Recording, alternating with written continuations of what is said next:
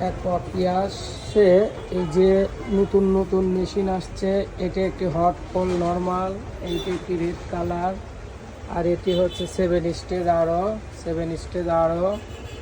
এটি হচ্ছে 6 স্টেজ নন আরও, এটি 6 স্টেজ আরও, এটি 5 স্টেজ আরও, আর এগুলো হচ্ছে মিনারেল অ্যালকালাইন ফিল্টার।